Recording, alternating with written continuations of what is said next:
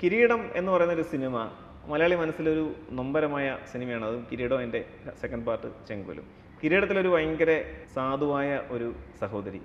ചെങ്കോലിലേക്ക് വരുമ്പം എനിക്ക് തോന്നുന്നു ചേച്ചി ഏതാണ്ട് 70ഓളം സിനിമകളാണ് ചെയ്തിരിക്കുന്നത്. ആ ചെയ്ത സിനിമകളിൽ ഏറ്റവും ബോൾഡായിട്ടുള്ള ഒരു ക്യാരക്ടറാണ് ചെങ്കോലിൽ. ഈ രണ്ട് ക്യാരക്ടറുകൾ തമ്മിലുള്ള ആ ട്രാൻസ്ഫോർമേഷൻ അതെങ്ങനെയായിരുന്നു സംഭവിച്ചത്? ആക്ച്വലി പിന്നെ കിരീടത്തിൽ അഭിനയിക്കുമ്പോൾ ഞാൻ സിനിമയിൽ വന്ന സമയമാണ്. എനിക്ക് സിനിമയെക്കുറിച്ച് വലിയ ധാരണകളൊന്നുമില്ല. സിബി സാറ് പറഞ്ഞു തരുന്നു, ഞാൻ അഭിനയിക്കുന്നു എന്നുള്ളതേ എനിക്കുള്ളൂ. പക്ഷെ അതേസമയം ചെങ്കോൽ അങ്ങനെയല്ല.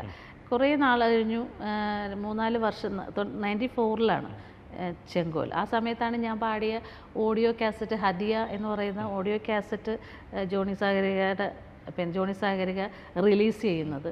അതും ലാലേട്ടനാണ് റിലീസ് ചെയ്തത്. അപ്പോൾ ഞാൻ കുറേ സിനിമകളൊക്കെ ചെയ്തു കഴിഞ്ഞു. അപ്പോൾ ഞാൻ എൻ്റെ ആദ്യത്തെ കല്യാണം കഴിഞ്ഞുകൊണ്ട് തന്നെ കിരീടത്തിൻ്റെ സെക്കൻഡ് പാർട്ട് ആദ്യം തന്നെ അവർ പ്ലാൻ ചെയ്തതായിരുന്നു. അപ്പോൾ ഞാനും ഇല്ല, പാർവതിയും ഇല്ല. ജയറാം പാർവതി കല്യാണം കഴിഞ്ഞു. അതുകൊണ്ട് അവരത് പെൻഡിങ് വെച്ചു. ഇനിയിപ്പോൾ നടക്കൂല, രണ്ടുപേരും ഇല്ലല്ലോ. വീണ്ടും ഞാൻ അഭിനയിക്കാൻ തുടങ്ങിയപ്പോഴാണ് അവരപ്പോൾ പെട്ടെന്ന്, അതായത് ചെങ്കോലിൻ്റെ 2ാം ഭാഗം ചേച്ചി അഭിനയിക്കാൻ തുടങ്ങിയതിന് ശേഷം സംഭവിച്ച സാധനമാണ് എന്നാണ് സിബി സാർ എന്നോട് പറഞ്ഞത്. നമുക്ക് പിന്നെ അങ്ങനെ നമുക്ക് അങ്ങനെയാണെങ്കിൽ അല്ല, എനിക്ക് അത് സാറ് ഇപ്പം ഞാൻ ഓർത്തതുകൊണ്ട് പറഞ്ഞതാ. ഞാൻ സാന്ത്വനത്തിൻ്റെ ലൊക്കേഷനിൽ, സാന്ത്വനം സിനിമയുടെ ലൊക്കേഷനിൽ ഞാൻ പോയിരുന്നു. ഞാൻ അവിടെ ഒരു ഫംഗ്ഷന് പോയപ്പോൾ, അതിനടുത്തൊരു ഫംഗ്ഷൻ പോയപ്പോൾ ആലുവ പാലസിൽ വെച്ച് സിബി സാറിനെ കണ്ടു. അവിടെ സാന്ത്വനത്തിൻ്റെ ഷൂട്ട് നടക്കുന്നുണ്ട്. അപ്പോഴാണ് സാർ പറഞ്ഞത്, ഞാൻ വീണ്ടും അഭിനയിക്കാൻ തുടങ്ങിയല്ലേ, ഞങ്ങൾ അന്ന് തന്നെ കിരീടത്തിൻ്റെ സെക്കൻഡ് പാർട്ട് പ്ലാൻ ചെയ്തതാണ്. പാർവതിയും കല്യാണം കഴിഞ്ഞ് പോയി, ഉഷയും അഭിനയിക്കുന്നില്ല, അതുകൊണ്ട് ഞങ്ങൾ വേണ്ടാന്ന് വെച്ചതാണ് എന്ന് പറഞ്ഞു. അത് ചെയ്യാൻ പോകണമെന്നൊന്നും എന്നോട് പറഞ്ഞില്ല കേട്ടോ, അങ്ങനെ വെച്ചതാണെന്ന് പറഞ്ഞു. അതിനുശേഷം കുറച്ച് നാൾ കഴിഞ്ഞപ്പോഴത്തേക്ക് ഉണ്ണിച്ചേട്ടൻ വീട്ടിൽ വന്നിട്ട് പറഞ്ഞ് കിരീടത്തിൻ്റെ 2ാം ഭാഗം ഷൂട്ട് ചെയ്യണം. അപ്പോൾ എനിക്ക് അഡ്വാൻസും ഒക്കെ തന്നിട്ട് അത് ഡേറ്റും ബ്ലോക്ക് ചെയ്തു. അങ്ങനെ ഞങ്ങൾ പോയി 1 മാസത്തോളം ഉണ്ടായിരുന്നു.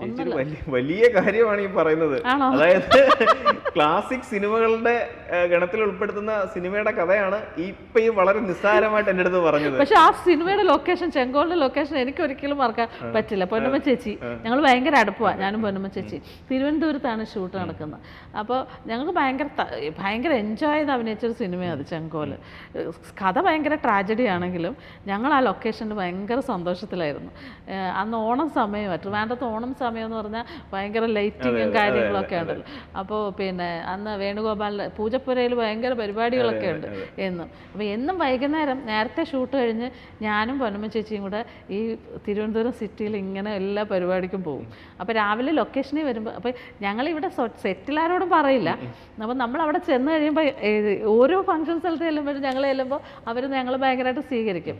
ഇവിടെ നിന്ന് ലൊക്കേഷനിൽ അറിയും ഇത്, ഞങ്ങൾ ഇന്ന സ്ഥലത്ത് ചെന്നിരുന്നു. പിറ്റേ ദിവസം രാവിലെ, ഇന്ന് എവിടത്തെ ആൾക്കൂട്ടത്തിലാണ് നിങ്ങൾ പോകുന്നത് ഒന്ന് അറിയിക്കണം, നേരത്തെ വിടാനാണ്. ഇതൊക്കെ ഭയങ്കര തമാശയായിരുന്നു. പിന്നെ എനിക്ക് എൻ്റെ ബർത്ത്ഡേ അവിടെ വെച്ച് ഒരു പ്രാവശ്യം സെലിബ്രേറ്റ് ചെയ്തിട്ടുണ്ടായിരുന്നു. ലാലേട്ടനൊക്കെ കൂടെ ഉൾപ്പെട്ട് കേക്ക് അതൊക്കെ നമുക്ക് ഓർമ്മകളാണ്. പിന്നെ ലോഹിതദാസ് സാറ് അവിടെ വെച്ചിട്ട് എൻ്റെ അടുത്ത് നിവേദ്യത്തിൻ്റെ കഥ ഒരു ദിവസം ലൊക്കേഷനിൽ വെച്ചിട്ട് പറഞ്ഞിരുന്നു. വേറൊരു തരത്തിലാണ് പറഞ്ഞത്, ഇങ്ങനെ ഒരു കഥ ഇത് പറഞ്ഞിട്ട് പറഞ്ഞു. അതുപോലെ ഒരു ക്യാരക്ടർ പിന്നെ ചേച്ചിക്ക് കിട്ടിയിട്ടില്ല മലയാള സിനിമ. അതിന് മുമ്പോ അതിന് ശേഷവും അങ്ങനെ ഒരു ക്യാരക്ടർ കിട്ടിയിട്ടില്ല.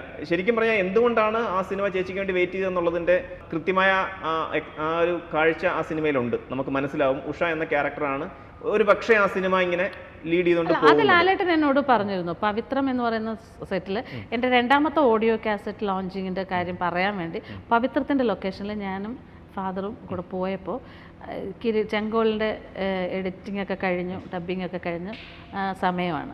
അപ്പോൾ ഞാൻ ചെന്നപ്പോൾ ലാലേട്ടൻ എന്നോട് പറഞ്ഞു, ഇത് ഉഷ വളരെ ഗംഭീരമായിട്ടുണ്ട്, ഇത് ഉഷയുടെ സിനിമയാണ് എന്ന് എന്നോട്. എനിക്കത് നാഷണൽ അവാർഡ് കിട്ടിയ എൻ്റെ തുല്യമല്ല, ലാലേട്ടൻ പറയുമല്ലോ. എനിക്കതിൻ്റെ അന്നൊന്നും അത്ര വലിയ ഇതിനെക്കുറിച്ചൊന്നും അറിയത്തില്ല കേട്ടോ. ഇപ്പം ആ പടമൊക്കെ ഇത്രയും ഭയങ്കര ഇതാണ്, ആൾക്കാർ ഇത്രയും ഇഷ്ടപ്പെട്ടിരുന്നു എന്നൊക്കെയുള്ള ഇപ്പം ഓരോരുത്തർ പറയുമ്പോഴാണ് എനിക്ക് മനസ്സിലാവുന്നത്.